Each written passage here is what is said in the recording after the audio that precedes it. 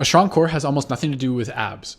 I'm a clinical exercise physiologist and pro physique athlete, and I can tell you straight up the core is a pressure and force transfer system, not a crunch machine. Sure, visual ab definition is something that's been unjustly socially moralized and leveraged for insecurity based marketing as a visual representation of willpower and discipline, even though it can just as readily be representative of undernutrition and really has no pragmatic implication for health, depending on the individual. But not only does training the core not really meaningfully contribute to whether or not your muscle is visible, it has so much more purpose than that in daily life.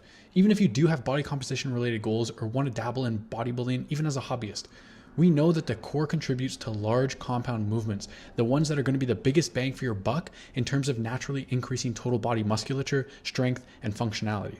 So why don't we train it for those things? Using movements that not only include spinal flexion, but also use the core in its primary functions: stability, bracing, and resisting motion, progressively overloading in a rep range of 5 to 30 reps like any other muscle group, rather than endless cycles of crunches, leg kicks, and planks.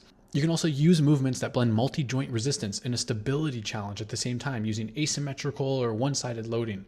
You can add a rotational force that you have to resist, or just change your stance.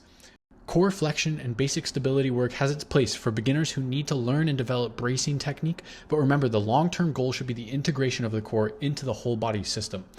I hope these movements give you some examples and some inspo to try out. I have an upcoming blog on core training. If you'd like to read it when it comes out, be sure to follow.